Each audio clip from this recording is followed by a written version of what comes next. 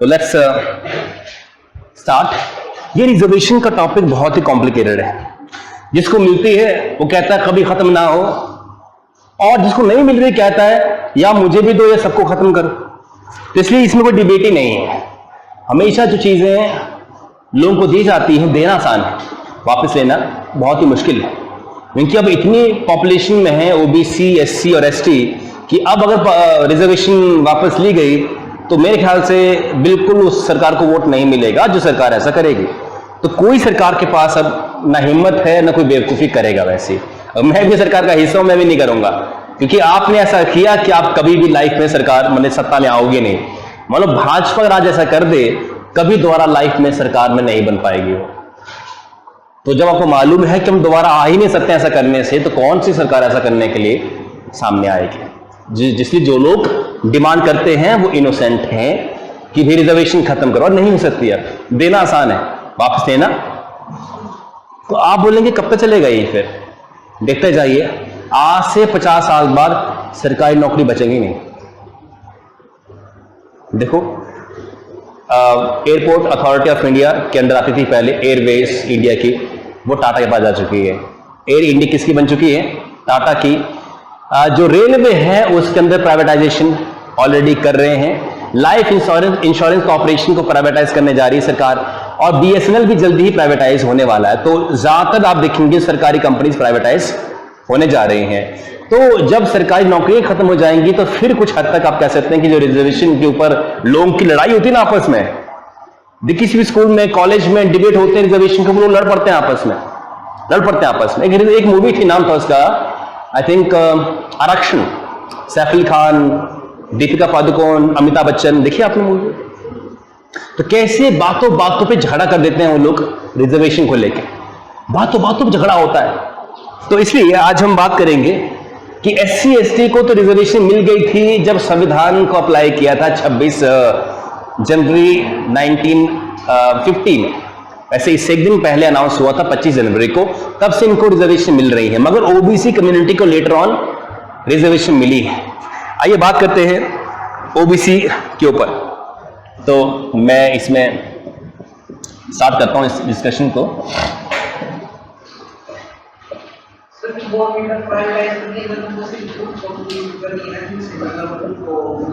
फायदा नहीं हो रहा है।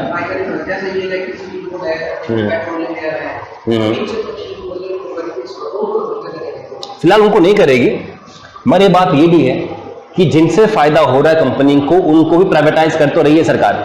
एनएचपीसी जाओ, सुरगानी में, खैरी में ठेके पे लोग रखे जा रहे हैं ना, जेई और इलेक्ट्रीशियन, वो क्या है? फिर प्राइवेटाइजेशन नहीं है प्राइवेटाइजेशन। मैं सिंपल सी बात क्या कहना चाहता हूं कि अब सरकार प्राइवेट या ठेके पे जो रखते हैं लोगों को वो कर रही है सरकार। एनएचपीसी में कर रही है, एनटीपीसी में कर रही है, आईओसीएल में कर रही है। आधार कार्ड के एम्प्लॉय जो रखे गए हैं ठेके पे वो क्या है? फिर इनको 7,000 मिलती है मात्र, रोज काम पे आते हैं, छुट्टियों का उनका पता नहीं कुछ भी। तो एक समय पे आधार कार्ड के लोग ठेके पे रखे गए थे किसी ठेकेदार के अंदर बिगिनिंग में। अब जो है वो आउटसोर्सिंग पे है। अब आउटसोर्सिंग के लोगों को परमानेंट सरकार करेगी नहीं करेगी उन पे डिपेंड करता है। तो बोलने का सर सिर्फ अर्थ ये है कि सरकारी डिपार्टमेंट में भी कुछ लोग आ पाएंगे जो आउटसोर्सिंग पे हैं। आउटसोर्सिंग मींस कि जो बाहर से रिक्रूट किए गए हैं, किसी एग्जाम के थ्रू उनको नहीं रखा गया हुआ है, वो काम करेंगे और सरकार ने उनसे कॉन्ट्रैक्ट किया कि भाई इतने साल का, उसके बाद शायद हम आपको जॉब से निकाल दें। ये कॉन्ट्रैक्ट, कोई आप परमानेंट नहीं हो वहां पे, किसी भी समय आपको सरकार निकाल सकती। तो आप तो कैसे हुए फिर सरकारी जॉब वाले? तो सरकारी डिपार्टमेंट में भी ऑलरेडी प्राइवेटाइजेशन इन्वॉल्व तो हो ही चुकी है हद तक। बेशक वो पार्शियली है या 10% है या 8% है, पर हो चुकी है। मेरा ऐसा मानना है कि इंडिया ग्रोथ नहीं कर पाया बिकॉज ऑफ ये सरकारी डिपार्टमेंट। नहीं तो हमारे साथ साथ में चाइना कहां पहुंच चुका है। आप कोई कंपनी खोलना चाहते हो, जो ये एडमिनिस्ट्रेशन के लोग हैं आपको इतना तंग करते हैं because of corruption, red tapism. आपके कागज नहीं पास होते हैं, आपको हैरेस किया जाता है, बाबा बुलाया जाता है, सीबीआई रेड करती है, पुलिस रेड करती है अननेसेसरली, तंग करने के लिए, घूस खाने के लिए। तो विच मींस अगर इंडिया का यही सिस्टम है तो जितनी रेड टेपिज्म कम होगी उतना बढ़िया होगा। बात है कि नहीं है? आज हमारे पास जो कुछ भी है हमारे हाथ में, कपड़ों से लेकर जूते, चप्पल, मोबाइल फोन, पेन, कॉपी, किसका बना हुआ है? सारा प्राइवेट लोगों का बना हुआ है। क्या है सरकारी? सिर्फ राशन कार्ड, आधार कार्ड जो आपकी जेब में, वोटर आईडी कार्ड, सिर्फ वही है क्या सरकारी? मुझे आप बताइए, आपके पास इस समय पे जो भी आप लेके आए हैं उसमें क्या सरकारी है? आधार कार्ड और वोटर आईडी कार्ड। इसके अलावा क्या आपके पास सरकारी पड़ा हुआ इस समय पे जो सरकार बनाती है? बिजली एनटीपीसी बना रही है, बिजली प्राइवेट कंपनी बना रही है, कुछ नहीं कह सकते आपकी ये सरकारी बनी हुई चीज है। सरकारी जो चीज है ना, वो क्यों कंपटीशन नहीं कर पाती है? क्योंकि जिसका एम्प्लॉय है वो हार्डवर्क नहीं करता, ना उनकी अकाउंटेबिलिटी है, कोई अकाउंटेबिलिटी नहीं है। तभी मैंने कहा आपको उस दिन कि आप सरकारी एम्प्लॉय बन जाएंगे, उसके बाद क्या है? कोई अकाउंटेबिलिटी नहीं, मौज करोगे, आना है तो आओ, नहीं आना तो एप्लीकेशन लिख के भेज दो, मत आओ। बीच में फरलू मान लो 2 महीने निकल गए, पता ही नहीं कहां चले गए सर। को बोलेगा यार तबीयत खराब हो गई थी, ऐसे बीच में मैं थोड़ा बाहर चला गया था हवा खाने के लिए। कोई आपके ऊपर है बैठा हुआ जो आपको बोल सके क्यों गए तुम यहां से, तुम्हारी आधी सैलरी काट ली जाएगी दिन की, हाफ डे। प्राइवेट नौकरी के अंदर 9 बजे आने का अगर मानो टाइम है, 9:05 पे आएंगे तो हाफ डे सैलरी कट। सभी लोग पहुंचते हैं 9 से पहले, 10 मिनट पहले पहुंच जाते हैं, ट्रू के नहीं है? तो वहां पे काम फिर प्रॉपर्ली चलता है, वहां पे डिसिप्लिन है। पर सरकारी नौकरी में डिसिप्लिन बिल्कुल नहीं है, और जहां नहीं होता डिसिप्लिन वो सक्सेसफुल चीजें नहीं हो पाती हैं। That is why Air India fail हो चुकी है। हैविंग सेड दैट, ये तो दूसरी डिस्कशन है, मगर ये लोग रिजर्वेशन क्यों मांग रहे हैं? क्योंकि लोगों को मालूम है कि सरकारी नौकरी मिल जाना माने पाप धो दिया अपने सारी जनरेशन की, अपनी पिछली। सरकारी नौकरी मिल जाए आपको तो। अब पीछे मीम बना था, एक लड़की की शादी हो रही है और निमंत्रण आ रहे हैं, एक सीए है, वो कहता है कितनी सैलरी है? 1.5 लाख रुपए सैलरी है। कहां? प्राइवेट में नहीं, बाहर निकलो, बाहर निकलो। एक आईटी इंजीनियर आता है, सैलरी 80,000 रुपए पर मंथ है, तो कहां काम करते हैं? कहते हैं इन्फोसिस में, प्राइवेट कंपनी क्या? हाँ, तो बाहर निकलो। फिर कहता है अधेड़ उम्र का 50 साल का, कहता है मैं पीऊं हूं, पक्का? कहते हैं आप ही का इंतजार था, आइए आइए। खैर ये एक तरह की एग्जैजरेशन जरूर है, पर एक बात सच है कि हमारे समाज के अंदर जो सरकारी कर्मचारी हैं, चाहे वो कितने ही नीचे क्यों ना हो, उनकी इज्जत है, इज्जत कि आप सरकारी हैं, आपकी नौकरी पक्की है, दाल रोटी लगातार मिलती रहेगी, कभी नहीं जाएगी हाथ से नौकरी, रोड पे कभी नहीं आओगे। ये है फिलॉसफी कॉमन इंडियन की, और इसी फिलॉसफी कारण जो इंडिया ग्रोथ नहीं कर पा रहा है। सही बात है कि नहीं है? पर आप चिंता मत करिए, आपने भी तो रास्ता वही चुना है, इंजॉय करने वाला। चलिए कोई बात नहीं, आपके अगली जनरेशन जो है वो इस बारे में सोचेगी। ओबीसी जो है वो 12% और रिजर्वेशन मांग रहे हैं। ओबीसी के लोग 12% रिजर्वेशन और मांग रहे हैं। अभी थोड़ी देर पहले आपने कहा कि उनके पास ऑलरेडी 27% की रिजर्वेशन है, 12% और क्यों मांग रहे हैं? उनका मानना है कि हम संख्या में बहुत ज्यादा हैं और 27% हमारे लिए सफिशिएंट नहीं है। ओबीसी के लोगों का मानना है कि उनकी पॉपुलेशन जो है वो, OBC means other backward classes, तो इनकी जो पॉपुलेशन है वो 52% है। इनकी पॉपुलेशन 52% है। तो ये कहते हैं कि भाई 52% की हमारी पॉपुलेशन है और 27% हमें रिजर्वेशन है, ये इनसफिशिएंट है। 12% के आसपास कुछ हमें रिजर्वेशन और दे दीजिए। आप जानते हैं कि एससी को रिजर्वेशन कितनी है? हाँ जी,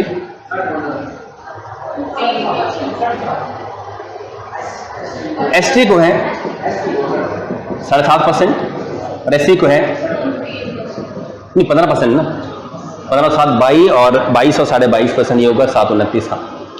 तो ये रिजर्वेशन है। तो हमारे देश में जो एससी पॉपुलेशन है वो कितने परसेंट है पूरी पॉपुलेशन का? 15%। और एसटी हमारे देश के टोटल पॉपुलेशन का 7.5% ही है पॉपुलेशन वाइज। तो जब इनको रिजर्वेशन दी गई थी तो इनके पॉपुलेशन के परसेंटेज के हिसाब से दी गई थी कि जब 1950 में देखा गया कि हमारी जो एससी कम्युनिटी है वो देश की टोटल पॉपुलेशन का कितना परसेंट है, मालूम चला ये 15% है। तो 15% सीटें उनके लिए रिजर्व कर दी गई। और जो एसटी कम्युनिटी है, शेड्यूल्ड ट्राइब, जैसे गद्दी कम्युनिटी के लोग, उनकी पॉपुलेशन देश के पॉपुलेशन का 7.5% है। तो उनको उनकी पॉपुलेशन के साइज के हिसाब से रिजर्वेशन दी जाती है। पर ओबीसी को जब रिजर्वेशन दी गई तो उनको दी गई 27%। उनकी अपनी पॉपुलेशन कितनी है?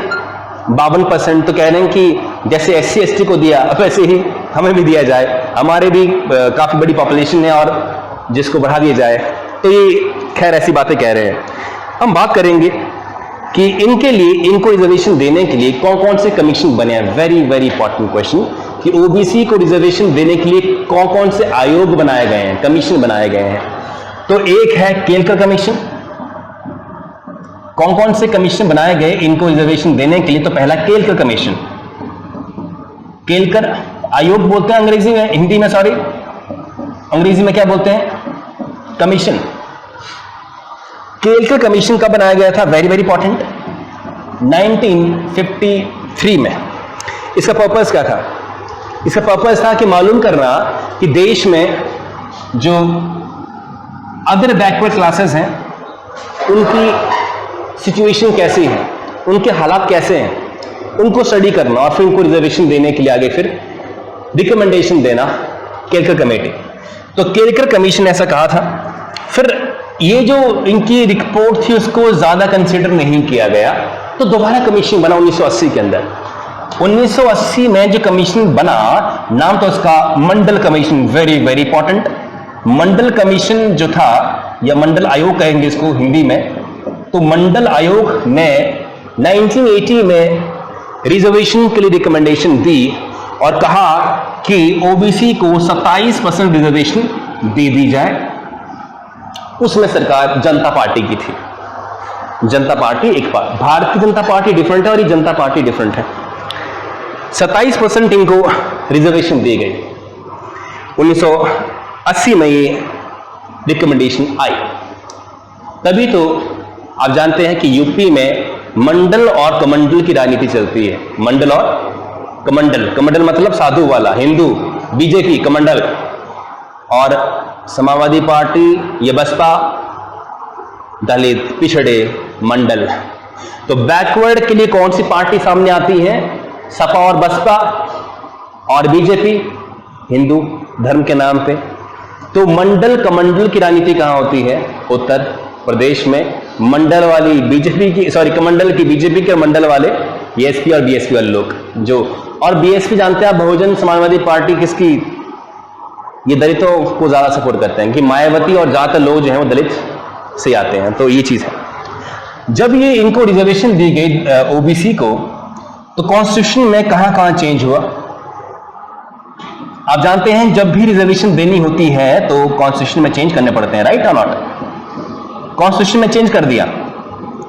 आप जानते हैं हमारे समाज में, हमारी सोसाइटी में जो कुछ भी होता है, it happens as per the constitution.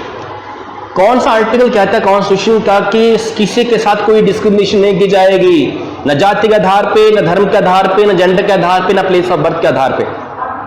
Article कौन सा बोलता है? आर्टिकल 14 कहता है कि इक्वालिटी बिफोर लॉ, कानून की नजर में सब बराबर। 15 कहता है कि किसी भी पब्लिक प्लेस के ऊपर कोई डिस्क्रिमिनेशन नहीं की जाएगी। कोई पब्लिक प्लेस है, आप जानते हैं कि जो एजुकेशन इंस्टीट्यूशन होते हैं वो भी क्या है? Public places. तो रिजर्वेशन क्या जॉब नहीं है कि स्कूल कॉलेज में भी रिजर्वेशन है? कॉलेज में जब आप मान लो आईआईटी की तैयारी करते हो, वहां भी क्या मिलती है? रिजर्वेशन। तो क्या ये आर्टिकल 15 की वायलेशन नहीं है? हाँ है वायलेशंस। तो फिर उसमें चेंज किया जाता है, उसमें चेंज किया जाता है।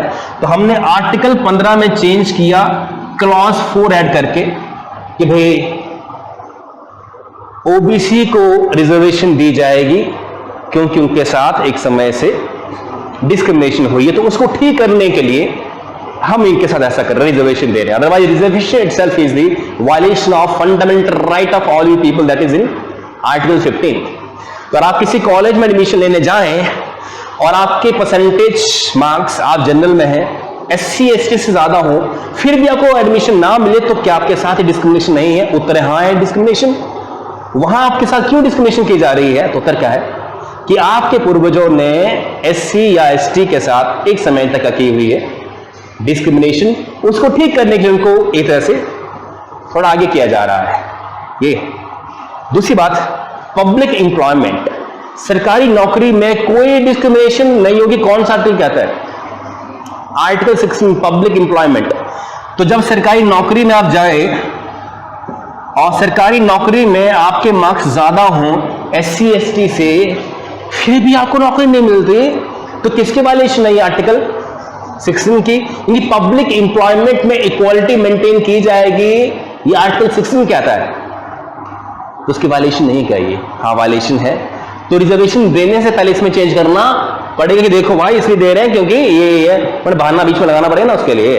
तो बहाना डाला गया है 16 के आर्टिकल 16 के क्लॉज नंबर 4 के अंदर। तो एग्जाम में कभी भी आए कि आर्टिकल 15 का क्लॉज चौथा और 16 का क्लॉज चौथा किस बारे में है? OBC को रिजर्वेशन देने के बारे में।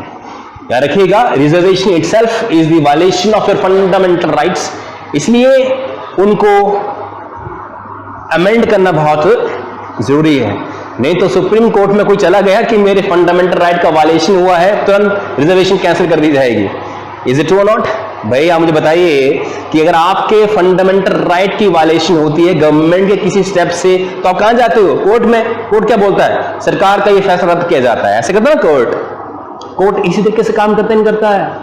तो अब क्या है, सरकार पहले ही कॉन्स्टिट्यूशन को चेंज कर देती है ताकि कोर्ट से फिर बचा जाए, क्योंकि कोर्ट में तो आप लॉ दिखाएंगे। तो पार्लियामेंट के पास अधिकार है कॉन्स्टिट्यूशन को चेंज करने का, चेंज कर दिया इसको इस तरह से ताकि उनको रिजर्वेशन दी जा सके। अब मैं इसमें बात नहीं करूंगा कि आपकी ओपिनियन क्या है, क्योंकि जिसको मिल रही है वो कहेगा कि बहुत बढ़िया चीज है, और जिसको नहीं मिलेगी वो कहेगा कि भाई खराब चीज है। पहली बात, 2008 के अंदर आप जानते हैं कि OBC में क्रीमी लेयर लाई गई है। OBC में क्रीमी लेयर लाई गई है। क्रीमी लेयर जानते हो क्या चीज होती है? क्रीमी लेयर का मतलब यह है कि जो OBC में तरक्की कर चुके लोग हैं, जिनकी इनकम सालाना 8 लाख से ऊपर है, उनको रिजर्वेशन OBC में नहीं मिलेगी। 8 लाख का क्राइटेरिया है। अगर OBC में जिन परिवारों की सालाना इनकम 8 लाख से ऊपर है, उनको रिजर्वेशन नहीं मिलेगी। पर SC ST में ऐसा कुछ नहीं है। SC ST में अगर करोड़पति भी हो तो भी रिजर्वेशन उनको मिल जाएगी। OBC में थोड़ा चेंज किया गया हुआ है कि 8 लाख से ऊपर को रिजर्वेशन नहीं मिलेगी। आगे अगली बात यहां पे नेक्स्ट पॉइंट जो है वो very important information, 102 constitution amendment, 102 constitution amendment 102 जब कॉन्स्टिट्यूशन में अमेंडमेंट एक्ट लाया गया था तो उसे क्या बनाया गया है? National commission for backward classes, NCBC, national commission for backward classes. National commission for backward classes क्या करेगा? कोई काम होगा इसका? आप जानते हैं हमारे देश में आयोग, मैंने कमीशन बोलते हैं ना उसको अंग्रेजी में, हमारे देश में SC आयोग भी है, हमारे देश में ST आयोग भी है, हमारे देश में महिला आयोग भी है। ये आयोग का काम क्या होता है? अगर उनके साथ कोई भी डिस्क्रिमिनेशन, दुष्व्यवहार किया जाए तो एक्शन कौन लेता है? फिर आयोग उनके लिए। तो आयोग की रिस्पॉन्सिबिलिटी क्या होती है? इस कम्युनिटी के साथ वेलफेयर मेंटेन किया जाए, किसी भी तरह का उसके साथ डिस्क्रिमिनेशन, दुष्व्यवहार जो है वो ना हो। तो जब कॉन्स्टिट्यूशन के अंदर 102 अमेंडमेंट एक्ट बनाया गया तो क्या लाया गया उसके अंदर? National commission for backward classes. Very very important. इसका पर्पस क्या है कि जो बैकवर्ड क्लासेस हैं उनके जो वेलफेयर उसका ध्यान रखा जाए, उनके साथ समाज में किसी भी तरह का दुष्व्यवहार ना हो, उनकी जो प्रॉब्लम्स उनको सॉल्व किया जाए। लास्ट बात,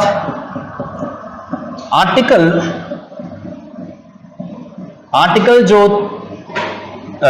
340 है कॉन्स्टिट्यूशन का, वो क्या कहता है? वो कहता है कि राष्ट्रपति के पास पावर है आयोग बनाने की। राष्ट्रपति किसी भी मैटर के ऊपर आयोग बना सकता है। राष्ट्रपति के पास पावर आयोग बनाने की। राष्ट्रपति के पास पावर किसकी? क्या की पावर? आयोग बने कमीशन बनाने की। तो किसी भी मैटर के ऊपर, किसी मुद्दे के ऊपर राष्ट्रपति आयोग बनाया करते हैं। वो आयोग क्या करता है, रिसर्च करता है उस बारे में, क्या करता है, रिसर्च करता है। रिसर्च करने के बाद जो आयोग रिपोर्ट तैयार करता है, उस रिपोर्ट को राष्ट्रपति कहां भेजते हैं, पार्लियामेंट में। फिर पार्लियामेंट में उस पर डिबेट होती है, डिस्कशन होती है, और जो बातें अच्छी लगेगी उसको वो रख लेंगे, कुछ बातों को वो वहां से नेगलेक्ट कर देंगे। This is the point. भाई आपको मैंने कहा कि केरकर कमीशन कब बना, मंडल कमीशन। ये जो कमीशन बने थे किसके परमिशन से बनते हैं, प्रेसिडेंट। तो जो प्रेसिडेंट हैं, राष्ट्रपति हैं, उनके पास है अथॉरिटी कमीशन बनाने के। तो अब जो कमीशन बन गया, मान लीजिए जैसे मंडल कमीशन बनाया 1980 में, वो कमीशन का काम क्या था, ओबीसी कम्युनिटी की हालत क्या है, क्या सच में उनको रिजर्वेशन चाहिए, उनके जीने का तरीका क्या है, कितनी ऐसी कास्ट हैं जो ओबीसी में आ सकती हैं। ये किसने रिपोर्ट तैयार की, केरकर और मंडल ने।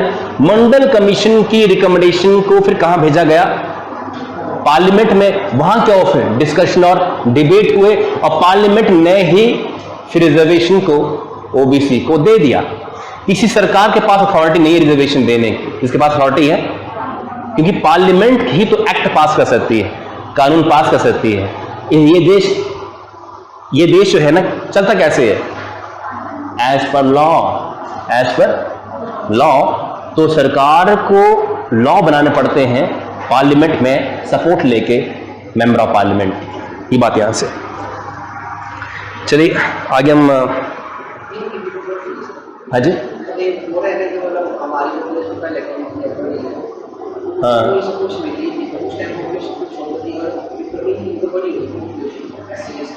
हाँ, देखो परसेंटेज वाइज सबकी बड़ी है ना, ऐसे एससी बड़ा है, ओबीसी बड़ा होगा, सब बड़े हैं परसेंटेज वाइज। तो हल्का फुल्का चेंज होगा। जैसे मान लीजिए तब हमारे देश की पॉपुलेशन 36 करोड़ थी मान लीजिए, तो आज हम 136 पहुंच चुके हैं, तो सब लोग बड़े हैं ना, एससी बड़ा है, एसटी भी बड़ा है, ओबीसी बड़ा, सब बड़े हैं। मेरे ख्याल से परसेंटेज वाइज आज भी इतने होंगे आसपास ही। ऐसा नहीं है कि भाई जनरल कैटेगरी के बच्चे कम होते हैं, ओबीसी में ज्यादा होते हैं, ऐसा तो नहीं है। मेरा ऐसा मानना है कि आज भी जो एससी कम्युनिटी है उसकी पॉपुलेशन लगभग 15% के आसपास होगी, और एसटी की 7.5 के आसपास ही होगी, क्योंकि सभी लोग बड़े हैं ना, सभी कम्युनिटी से लोग बड़े हैं। तो ऐसा तो नहीं है कि किसी कम्युनिटी से लोग बड़े हों ज्यादा। तो ये बात है, रिजर्वेशन की मांग वो कर रहे हैं। खैर, अग्निपथ स्कीम की बात करेंगे। ये अग्निपथ न अमिताभ की है न ऋतिक की, ये अग्निपथ है जॉब के बारे में। अग्निपथ स्कीम, अग्निपथ, कुछ लोग इस पे खुश हैं, कुछ लोग इसको क्रिटिसाइज कर रहे हैं। बात करेंगे अग्निपथ स्कीम।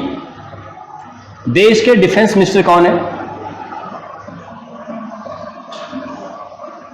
हाँ जी, डिफेंस मिनिस्टर मीन्स रक्षा मंत्री राजनाथ सिंह। आप जानते हैं कि आर्मी, नेवी, एयरफोर्स किसके अंदर आती है, डिफेंस मिनिस्टर के। तो राजनाथ सिंह जी का ये प्लान है कि भाई ऐसा करते हैं कुछ। तो अग्निपथ स्कीम किसके लिए है, आर्मी के लिए, जहां 19 से 21 साल के लोग इसमें अप्लाई कर सकते हैं। सॉरी 17.5, 19 नहीं, जो एज एनडीए की है सेम ना, 17.5 साल से लेकर 21 साल तक के युवा इसमें अप्लाई कर सकते हैं। नॉर्मल जो आर्मी की रिक्रूटमेंट होती है ना, वो अलग है। जैसे आप जानते हैं कि नौकरी करोगे पेंशन भी आएगी, वो अलग।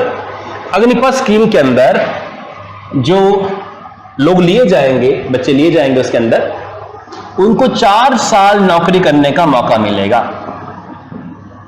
4 साल की नौकरी है, 4 साल की नौकरी है। 4 साल की नौकरी में उनकी सैलरी कितनी होगी, 30,000 पर मंथ, जो कि कहते हैं कि 40,000 तक जा सकती है। ठीक है जी, तो बिगनिंग मिलेगी उनको, बिगनिंग में 30,000 रुपए, और कुछ फैसिलिटीज वगैरह सब कुछ मिला के 40,000 तक का पड़ेगा इनको, इनकी सैलरी होगी। जैसे आज इन्होंने 60 पे 30 पे, तो 4 साल होते होते 40 तक ही जाएंगे, ये है इनका। दूसरी बात, जब ये 4 साल बाद रिटायर हो जाएंगे तो इनको रिटायरमेंट फैसिलिटी क्या है, पोस्ट रिटायरमेंट क्या मिलेगा इनको? तो इनको 11.7 में, टू बी वेरी प्रिसाइज, इनको पैसा मिलेगा 11.71 लाख रुपए, 12 लाख के आसपास पैसा मिलेगा। तो क्या ये सारा पैसा सरकार देगी? नहीं, कुछ पैसा इनको भी कंट्रीब्यूट करना पड़ेगा, अर्थात इनको अपनी सैलरी का 30% जमा करना पड़ेगा। इनको अपनी सैलरी का 30% जमा करना पड़ेगा। इनकी सैलरी से कट जाएगा 30%, मतलब 30,000 सैलरी है तो मिलेगी 20, क्योंकि 1/3 तो कट गया ना लगभग, तो 10,000 के आसपास लगभग इनका हर महीने काट लिया जाएगा। तो ये मिलेगी 4 साल तक का। कह सकते हैं पीएफ कट जाएगा एक तरह से, सरकार भी देगी। नहीं, जैसे जो पैसा टोटल बनेगा ना 12 लाख के आसपास, ये पैसा सरकार प्लस एम्प्लॉय का कंट्रीब्यूशन होगा। एम्प्लॉय करेगा कंट्रीब्यूट कितना? 30% अपनी सैलरी का, बाकी सारा जो पैसा होगा सरकार कंट्रीब्यूट करेगी। सही है। अब इसमें जो 25% एम्प्लॉय होंगे अच्छे वाले, जिनमें दम है, उनको रख लिया जाएगा। They will continue. 25% employ continue करेंगे, मीन्स उनको मिलेगा परमानेंट कमीशन। अब जानते हैं महिलाओं को एक समय पे परमानेंट कमीशन नहीं था। महिलाएं आर्मी में जाती पहले भी थी, पर उनके साथ यही था कि 4, 5 साल, 6 साल का था, टेम्पररी, उनके लिए परमानेंट कमीशन नहीं था। तो महिलाओं ने स्ट्राइक किया, प्रोटेस्ट किया, हमें मिलना चाहिए परमानेंट कमीशन। तो अब जो कई सालों से जो महिलाएं, इवन जो बिल्कुल सैनिक की उसमें भी जा रही है ना, उनको भी क्या मिल रहा है? Permanent commission. What is the meaning of permanent commission? इसका मतलब है कि आप लगातार उसमें रहोगे, आपको पेंशन मिलेगी, सारी सुविधाएं मिलेगी जो बाकियों को मिलती है। ये टेम्परेरी कमीशन था 4 साल, उसके बाद फिर बात खत्म। तो 4 साल के बाद क्या करेंगे? जिसमें जाएंगे वो उनको कोटा मिलेगा। फिर जैसे एक्स सर्विस मैन को कोटा मिलता है ना, वैसा कोटा मिलेगा उनको। पुलिस का जाएं, किसी और एग्जाम में जाएं, एचएस दीजिए, एलाइड दीजिए, सब इंस्पेक्टर बनिए, इलॉन मस्क बनिए, रतन टाटा बन जाइए, यानी एनीथिंग। देखो, बनने की बात है तो कुछ बन सकता है ना आदमी तो, मगर पॉइंट क्या है? पॉइंट यहां से ये है, पॉइंट ये कि 4 साल के बाद ही और she will Hunt for other job. उनको दोबारा से करंट अफेयर क्लास में बैठना पड़ेगा, क्लास करनी पड़ जाएगी। तो फ्यूचर सिक्योरिटी कहाँ है बताओ मुझे? कोई फ्यूचर सिक्योरिटी है क्या कि 4 साल बाद क्या होगा फिर? और स्पेशली जब 4 साल आप वहां लगा आते हैं, मैं ऐसा बोलना नहीं चाहूंगा, पर ये जॉब ऐसी ही जहां आपका फिर जो ग्राउंड वर्क काफी ज्यादा होता है, उसके अंदर आप एजुकेशन से थोड़ा हट जाते हैं, कट जाते हैं, थोड़ी मुश्किल से रहती है फिर दोबारा एग्जाम की तैयारी करने में। इज इट और नॉट?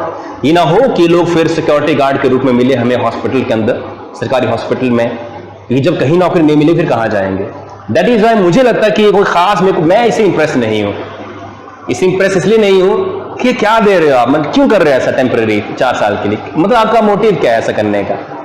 मेरे ख्याल से सरकार का मोटिव है कि ज्यादा युवाओं को नौकरी मिलेगी, क्योंकि अगर आपने इनको रखना है 15 साल के लिए जो नॉर्मल होता है, तो आप जानते हैं कि जो रख लिए वो लंबे समय तक रहेंगे, और इसमें कहीं ना कहीं जो 4 साल बाद फिर नए लोग रखे जाएंगे तो और नौकरियां निकलेंगी और जॉब्स बनेंगी। बट ये प्राइवेटाइजेशन की तरफ एक और स्टेप है कि नहीं है? ठेकेदार भी ऐसे रखता ना आपको, ठेका है, हाइड्रो प्रोजेक्ट है, चांजुम है, तीसा में, बरमौर में, 4 साल का काम है, फिर आप इसलिए जाओगे। It is kind of that work. तो ये प्राइवेटाइजेशन का स्टेप है। मैं कह रहा हूं सिंपल सी बात आपको, भाई प्राइवेटाइजेशन क्या होती है कि पैसा लो, काम करो, घर जाओ। उसके बाद सरकारी जॉब में क्या था कि जॉब क्या होती है? परमानेंट। आप 58 के उसमें रिटायर होंगे और आप डिफेंस में हैं तो 15 साल के बाद रिटायरमेंट होने के बाद आपको पेंशन मिलती है। फ्यूचर सिक्योर था कि नहीं था? क्या इसमें सिक्योर वो चीज है कि नहीं? किस तरह से आप डिफाइन करोगे 4 साल की जॉब सरकारी जॉब है? इसका मतलब ये एक शौक है तो कराओ 4 साल के लिए, और उसके बाद फिर वही हंट हो जाएगा जॉब जो है वो पाने के लिए। This is the very disaster scheme. मगर हमारे डिफेंस मिनिस्टर का कहना क्या है इसके अंदर वो कह रहे हैं कि इसमें यूथ ज्यादा रहेगी। जैसे आज के समय में जो एवरेज एज है आर्मी के अंदर 32 साल की है। एवरेज माने अगर सब जो आर्मी के अंदर लोग हैं उनकी एवरेज एज निकाली जाए 32 साल की है। तो जब यंग लोग आएंगे 4 साल के लिए, फिर नए यंग आएंगे, फिर वो निकाल दिए जाएंगे, फिर नए यंग लोग आएंगे, तो यंग लोग आएंगे आर्मी में, ये इनका कहना है। बट मुझे लगता है कि शायद कुछ और इनका मोटिव जरूर है इसके अंदर। अगर डेथ हो गई तो 40 लाख रुपए दिए जाएंगे। अगर 4 साल के अंदर डेथ हो गई तो 40 लाख मिलेंगे। मेरे ख्याल से फायदा यह भी है कि आप 4 साल कर आओ, उसके बाद को कोटा मिलेगा। तो एक्स सर्विसमैन कोटा आप जानते हैं हर सेक्टर में है, किसी भी जॉब में देखिए कोटा पक्का एक्स सर्विसमैन का। तो एक्स सर्विसमैन होने के नाते आपको ये हो सकता है। और दूसरी बात क्या है कि आप अगर अच्छी सिक्योरिटी की जॉब ढूंढते, मतलब आपने DPS स्कूल है सपोज करिए, डलहौजी पब्लिक स्कूल, वहां सिक्योरिटी गार्ड रखने हैं, तो ज्यादातर जो ये स्कूल वाले कॉलेज वाले कैसे लोग ढूंढते हैं जो आर्मी में रहे हो, क्योंकि आर्मी के लोगों का डिसिप्लिन, ईमानदारी के लेवल ज्यादा होता है। तो ऐसे लोग रखते हैं फिर अपने पास जॉब के लिए सिक्योरिटी मैन के तौर पे। तो एटलीस्ट कहीं ना कहीं आप कह सकते हैं कि इनको जॉब मिलने के चांसेस बढ़ जाते हैं इस तरह के सेक्टर के अंदर। या कि अग्निपथ स्कीम, हाँ जी, बच्चों को हाँ 40 लाख देंगे उनको, 40 लाख जैसे रूल है, नौकरी मिलती है अभी फिलहाल।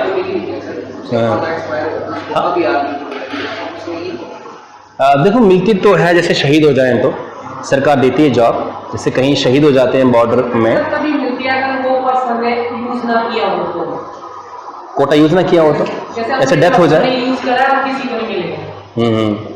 जैसे मान लो डेथ हो जाती है तो अनयूज ही है कोटा।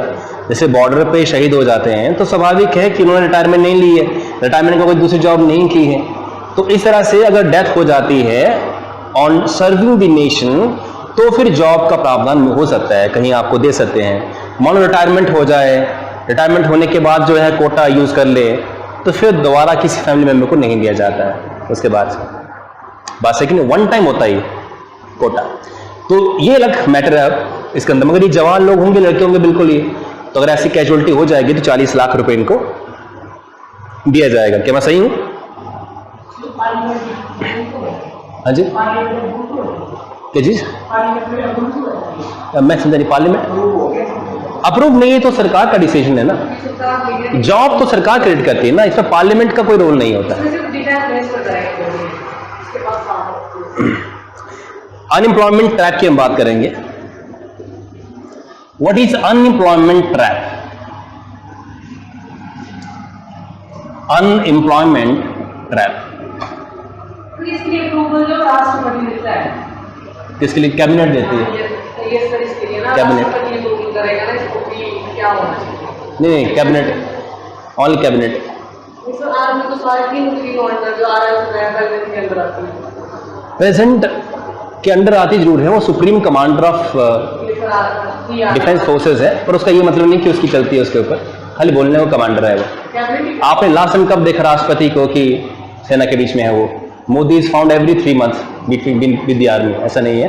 वो सुप्रीम कमांडर टेक्निकली बोलने को जरूर है, मगर आप जानते हैं कि नेशनल सिक्योरिटी एडवाइजर डील करता है सारे डिफेंस फोर्सेस को, जो खास होता है नरेंद्र मोदी PM का, तो PM ही सारा करता है, बस सुप्रीम कमांडर है, ये बोलने के लिए होता है उसका ये।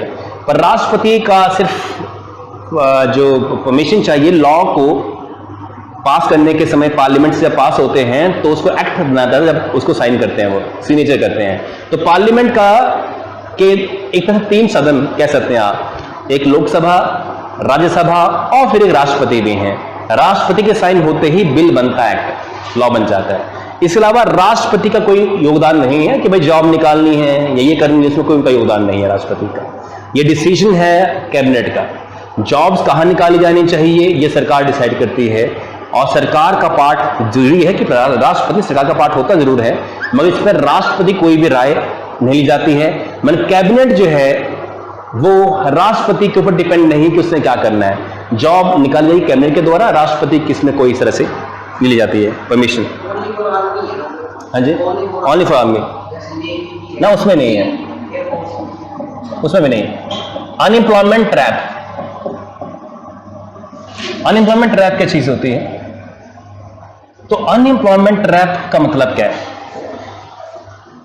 जब बेरोजगारी भत्ता लोगों को मिलता है, जैसे आज की डेट में हिमाचल में लोगों को अनएम्प्लॉयमेंट भत्ता कितना मिल रहा है? बेरोजगारी भत्ता कितना मिल रहा है मालूम है? मिल रहा है कितना भत्ता? अनएम्प्लॉयमेंट अलाउंसेस कितने हैं? 2000 रुपए, 2000 रुपए। हाँ जी, पर मंथ 2000 रुपए का बेरोजगारी भत्ता मिलता है। ये हिमाचल की बात, हर स्टेट में बेरोजगारी भत्ता मिलता है। 2 साल तक सरकार देती है हिमाचल में 2000 रुपए पर मंथ। अगर मान लीजिए क्या 2000 सफिशिएंट है? बेरोजगारी भत्ता मतलब ये कि यूथ हमारा बेरोजगार है, उसे एग्जाम की फॉर्म भरनी है, कहीं जाना है, कुछ करना है, तो ये सरकार की तरफ से उसको सपोर्ट है बेरोजगारी के आलम में। पर आपके अकॉर्डिंग बेरोजगारी भत्ता कितना होना चाहिए? 3000 या 4000 या 5000, 6000? What is exact figure according to you? 5000 होना चाहिए, है ना? बेरोजगारी भत्ता, हाँ कहते हैं 5000 होना चाहिए। पर आपको नहीं लगता कि अगर बेरोजगारी भत्ता अगर 5000 हो जाए तो कुछ लोग जानबूझ के बेरोजगार बने रहेंगे? यही है अनएम्प्लॉयमेंट ट्रैप।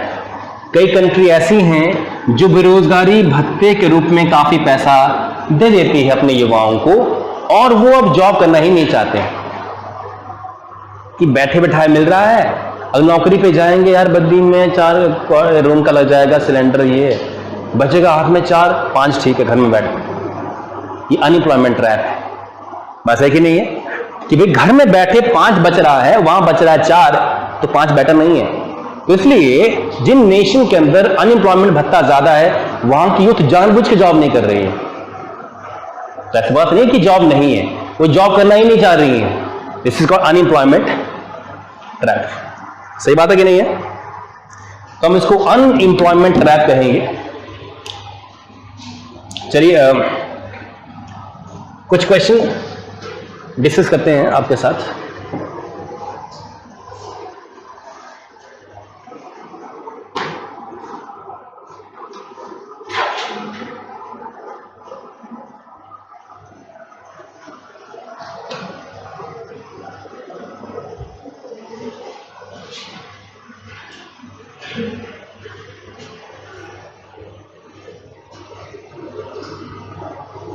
चलिए क्वेश्चन आई थिंक मैंने मिसप्लेस कर दिए हैं कहीं।